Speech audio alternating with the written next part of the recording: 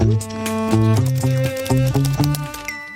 and welcome to the May 2022 podcast from Le Monde Diplomatique. My name's George Miller, and my guest this month is Emmanuel Haddad, an award-winning freelance journalist who spent 6 of the past 10 years reporting from Lebanon. Emmanuel has a piece in this month's paper entitled The Urgent Need to Preserve Lebanon's Past, in which he looks at 2 things. First, the conditions of everyday life in the country, which were hard even before the devastating explosion in Beirut's port in August 2020 that killed over 200 people and made several 100,000 homeless. Since then, things have got harder still, and the official inquiry into the blast has had obstacles put in its way at every turn. And the second thing Emmanuel writes about are the dedicated efforts of some Lebanese to preserve their country's past, in spite of the challenges of doing so amid economic and political turmoil. Their efforts, some small-scale and cultural, some ambitiously political, are part of an attempt to counter the official policy of amnesia, especially about the decade and a half of civil war that ravaged Lebanon from 1975 to 1990. When I spoke to Emmanuel in early May, I began by asking him if he could describe what life is like today for the majority of people in Lebanon. I think a good image for me is to describe my own reaction to Lebanese situation, because I left the country for 2 years. Basically, when I left, the situation was complicated, but the 2 last years has been totally disastrous in all terms, financially, economically, socially. It didn't begin with the explosion when the revolution started, or we can call it arrival in October 2019. It was because of a banking crisis that was provoked by years of corruption and mismanagement. And people were already fearing they would lose all their assets in the banks, which has been proved to be true since then. And a way to cope by the system has been the inflation of the money has been terrible. So the situation is dramatic. Lebanese society was already one of the most unequal in the region. So people were used to see dramatic differences between the rich and the very poor. These inequalities are geographic. You can really see it when you change from one city or one neighborhood to the other. Of course, Beirut is very centralized and some areas are totally lacking many services. But the current situation has accelerated and aggravated this situation. So the money has fallen to an extent that many people cannot afford to buy food. Beyond that, many families are not able to send their children to school. And this is very hard for the Lebanese people who always were keen on sending their kids to the best schools and universities, because the public schools are in a very bad shape. So any Lebanese, even low middle class, would strive to put their kids on private schools. Now this has become almost unaffordable. So health is the same, the public system was already in difficult situation. Now it's getting even much worse. Most of the doctors have left the country. So how do you survive in this situation? The Lebanese society is used of receiving assets from the diaspora. So you already had millions of Lebanese living in North America, in the Gulf countries, in Europe, helping their families in the country. So this has become a real dependency for many families, really depending on the Western Union support.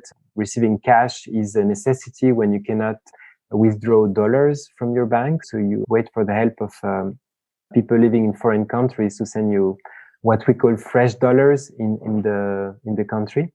So inequalities have raised also in this extent people with fresh dollars, so people working for NGOs or people working for golf companies are still managing to have let's say, a normal life, but everything is more complicated because you don't have electricity, you don't have. So even if you can afford living in these conditions, life is complicated nowadays. Yeah. So it's been difficult for everybody, even the people who've got access to dollars and have been used to life being really quite easy. It's become difficult. And you mentioned doctors leaving. And of course, they're not the only group or the only kinds of people who have left in these recent years. Can you say something about the extent of the exodus from Lebanon? Because it sounds from your article as though it's really significant.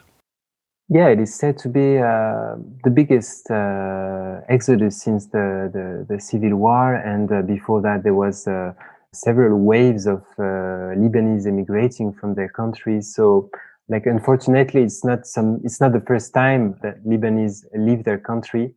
Maybe it's a way to cope that they have been used to doing before, and maybe some of them have already resources, like they know parents. Well, in the article, I mentioned a figure about 380,000 demands for immigration in Europe and North America. There's already many Lebanese living in these countries, in Western countries, so they can probably rely on communities to help them. So it's tempting when well, I've met actually in the article he's mentioned, but I didn't say it, but one of the in Tripoli, one of the person I talked to is he's in the faculty of Balamand. He's a very highly educated person, and he just told me after the end of the interview that he was about to leave because he had 3 children and he couldn't pay for the education, and the salary when you're paid in Lebanese lira is similar to nothing. You get $20-$25 a month. So yeah, most of the people who had the possibility to leave the country have done it, except, and this is what I try to mention in the article, people who decided to stay for different reasons. Some of them because they're too attached to the country, or because they want to do something as an activist, or as if everybody leaves, then the country will remain unchanged forever. Yes. And going back to the explosion, in the immediate aftermath, I heard hopes expressed that it had been such a profound shock. You know, it was such a terrible, dramatic event that there would be some kind of political reckoning, it would mark a division between the bad old ways and some kind of new attitude, new, fresh vision for Lebanese politics. Was that just foolish optimism? Was that never really? Was that just trying to make something good out of something very bad?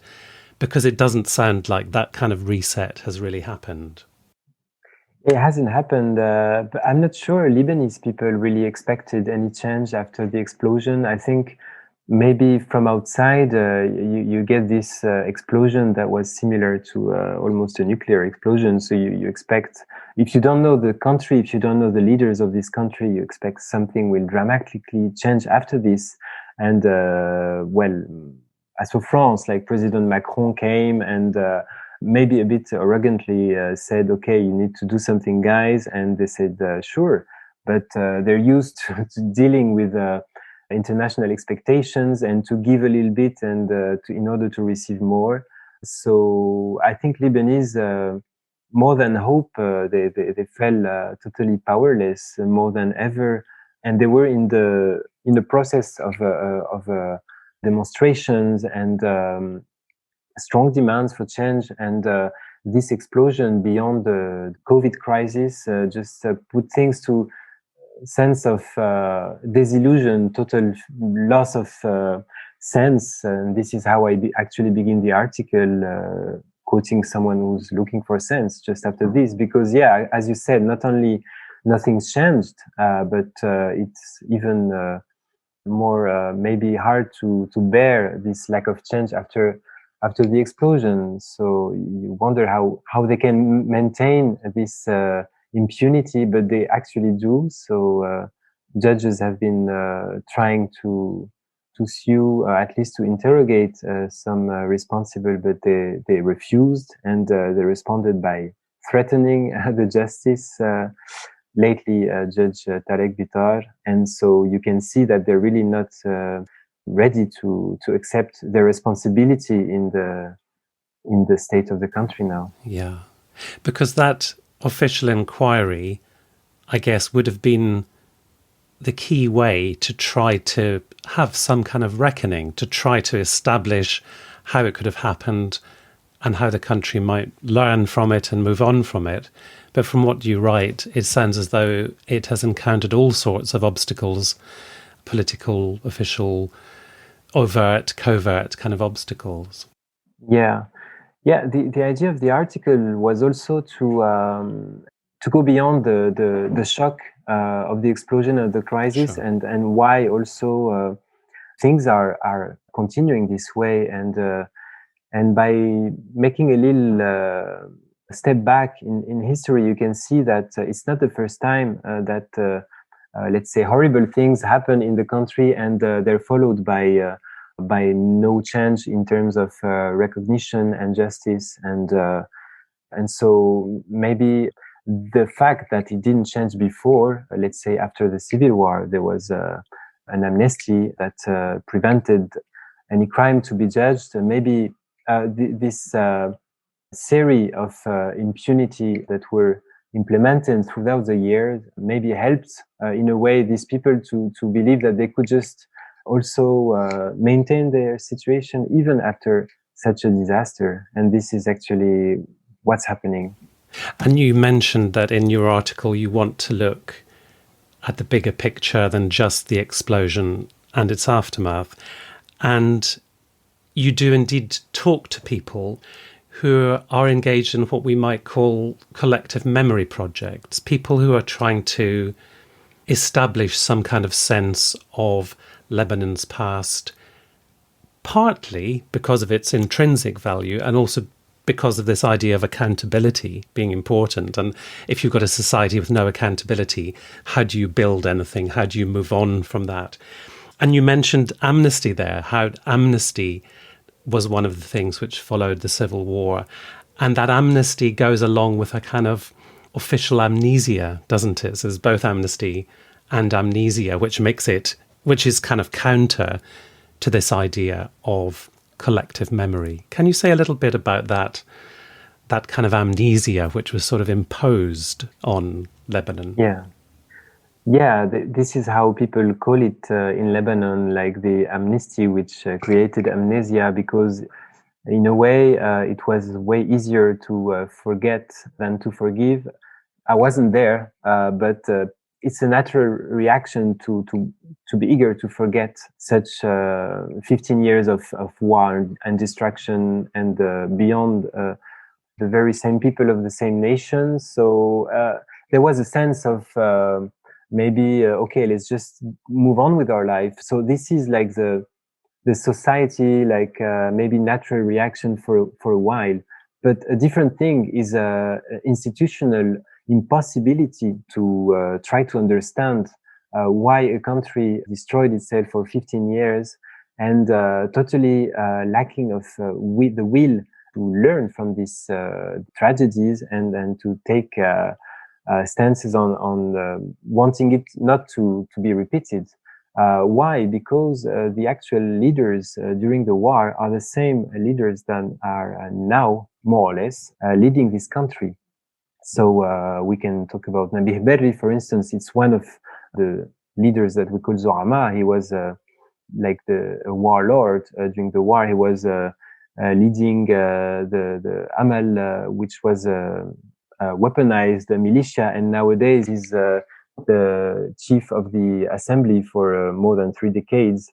So people are not surprised that those leaders will not try to look in the past, and the amnesty was a way, it was a tool to allow them not to remember all the crimes. And so trying to create a collective memory is important to try to move on in a different way, because moving on by this amnesia, many people believe that it will only provoke the same situations in a kind of virtuous cycle, not virtuous cycle, a vicious cycle, yes. Actually, yeah.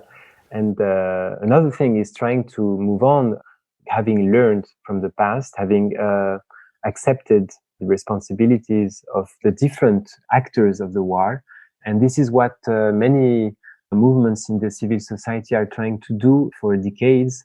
But things are improving very slowly, if not at all. And so I mentioned the work of the movement of the families of disappeared and kidnapped people from Lebanon. And they're not asking for revenge. They're not asking for sanctions. They just want the truth. They want people to recognize what has happened in order to being able to move forward, to make a closure. And I think nowadays, after the explosion of the Beirut port, we can see families of people who died with pictures of their clothes who were killed. And it reminds us the same pictures, the same images from 40 years ago, from this movement of the families of the disappeared and kidnapped, asking for truth, asking for investigation. So it's also a way to see that things are repeating in this country because of this impunity. And as you described at the beginning, the people who are engaged in these projects, who are trying to establish the truth, who are trying to preserve memory, to preserve documentation, artifacts, are doing it in the most difficult material circumstances, aren't they? In a country where affording energy and food and having access to money that you can spend, where all those things are so difficult. You know, some might see it as not a priority to gather together archives and try to excavate the past. But the people you spoke to clearly have a very strong sense of mission, don't they? Yeah, well, it's actually not a priority. It shouldn't be a priority for citizens. It should be a priority for a state. But as the state is not taking this responsibility, then many citizens believe that it is their responsibility to do it. And there's very different reasons why a citizen or a group of citizens will begin to archive the past or to collect memory, and it can be very subjective, or it can be really institutionalized. So I indeed talked with NGOs or associations or foundations, but also people who've been directly impacted by this past that wasn't so, as Ghassan Halwani, who's son of a person who was kidnapped. So he received it as an heritage that he needs to take out of his own family story to put on the public sphere, because he believes it's a national issue and not a family issue. Then you can see that there are different initiatives, and some are way more, we can say, light or less dramatic. There's initiatives to safeguard the cultural past with, well, I very briefly mentioned an exposition about cinema in Tripoli, but it's important to remember that this city that's nowadays where people cannot afford thinking of their past because they have to look for bread every day. There is a strong history, cultural history. It used to be a city that was way more developed than Beirut in the past. So, and you can see it even today when you wander in the souk in the old city. It's an amazing city. And so trying to preserve this collective memory is basically a way to preserve the Lebanese identity, and indirectly it's a way also to give maybe tools for the future, to give food for thought on from what base we can try to create and to rebuild this society tomorrow. This is, of course, limited to people who can afford doing this kind of work. So it's not for the everyday citizen. But given the violence of Lebanon's past, and given, as you've said, that so much has been left unaddressed and there's been such continuity in some of the people who are still significant political players, it can be a dangerous enterprise to seek to uncover the truth, can't it? And the most striking example of that in your article is the case of Loman Slim. And I wondered if you could just say a little bit about what happened to him and what he was doing and the consequences. Well, Loman Slim is a character that's really hard to simplify. I used to interview him. I met him several times, and I was always surprised by the way he would decide not to answer my question, but ask me other questions. And he has his more than digging history. He was also dealing with the present. He was a man of many arts in terms of political commitment and also intellectual commitment. So it is hard to claim that he was assassinated in the south of Lebanon because he was trying to safeguard the history of the country. He had also a strong stance against the Hezbollah, which is the main party of the south of Lebanon, and he's known to be an opponent, to be a Shiite opponent to this Shiite party. And he decided to stay in Shia, in the Shiite neighborhood south of Beirut, as a claim that this neighborhood was also a place open for everyone. But it's not welcome maybe to dig too much in the past. And Loman Slim is a terrible reminder that political assassination have a history in this country, and they were actually working on archiving this history, this dramatic history, and he became one of them. So this is a terrible example. Then other people have experienced, and other groups have experienced other ways, not necessarily like pure murder, but other ways of diminishing their voice or preventing them from expressing their need to learn from the past, to know the past. And I think of the families of the disappeared here that have been trying to pass laws to allow the exhumation of common graves, and a law was voted in 2018, but so far not implemented. And this law, they've been fighting for 36 years to have it, just to have the international right recognized. Leaders always said that looking back in the past would trigger a new war or would awake the ghost of the civil war. And it is a very strong statement to say to the victims of the war by the people who are responsible for the suffering. But this is what they've been telling them for years. So yeah, it's difficult to look back in the past, and you need to be brave in this country. What about young Lebanese, people say under the age of 30? What kind of shapes their sense of both their country and their country's recent past? Because I'm conscious that 1990 to someone under 30 is history, isn't it? So I wondered, how do they have a sense of their country and its past? Well, first of all, I don't think I would be able to talk for all the Lebanese of this generation. Of course, it's really, a big question. Yeah, yes. No, it's no problem. But I'll try to answer as much as I can.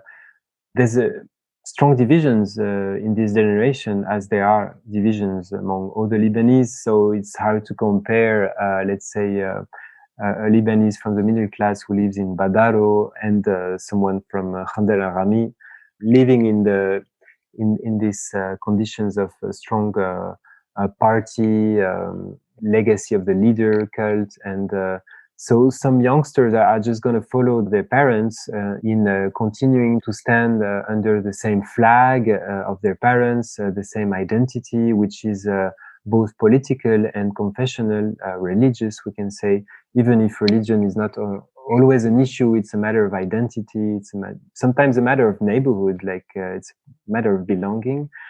On the other hand, you can see that many young Lebanese are trying to change this system, and you could see it in the revolution, what was called the revolution of October 2019. There were thousands in the streets, and it was something that was never seen in the last decades. Lebanese, mainly young Lebanese, trying to change this system that they're fed up with for many reasons, because the confessional system enters in your everyday life. If you want to get married with someone which is not from your religion, let's say, you cannot, you need to go to Cyprus. So there's many things that are hard to cope with for young people that are mainly educated through American or French universities. So they also received other values, and as you said, they didn't live the dark years of the war, so they don't understand why they would have to take this burden.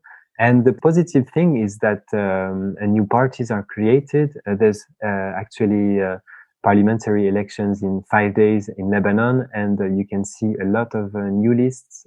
So maybe we can say that these new movements began 10 years ago, and in 2015 there was a strong movement against the garbage crisis, and the year after, Beirut Madinati was created for the municipal elections. It was an independent list that tried to run for Beirut municipality.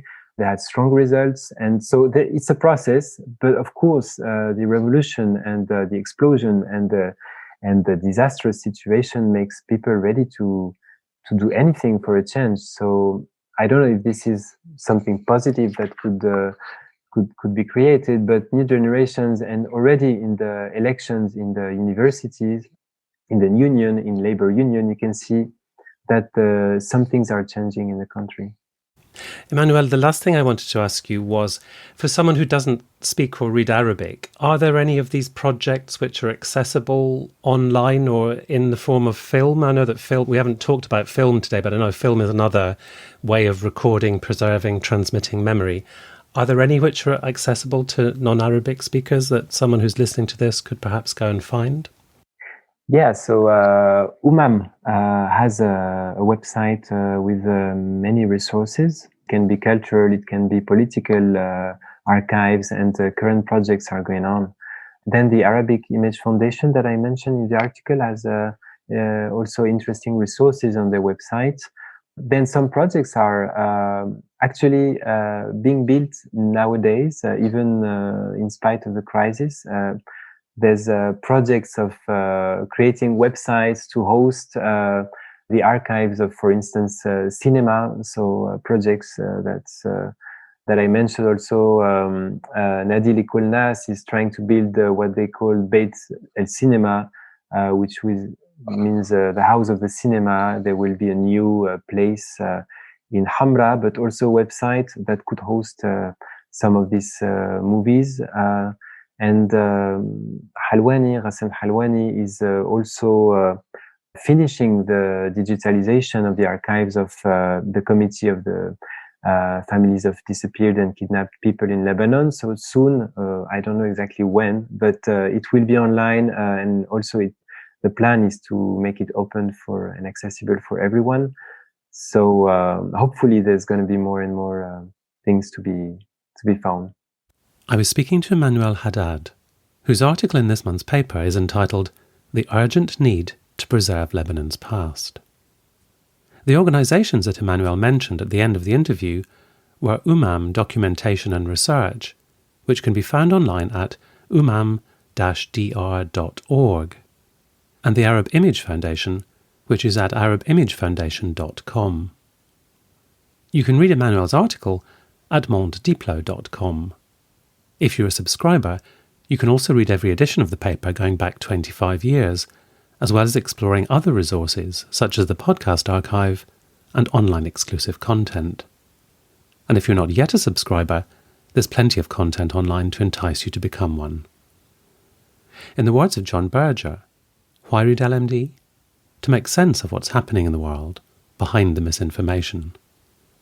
I hope you'll join me again soon for another interview with one of our contributors. Until then, thank you very much for listening, and goodbye.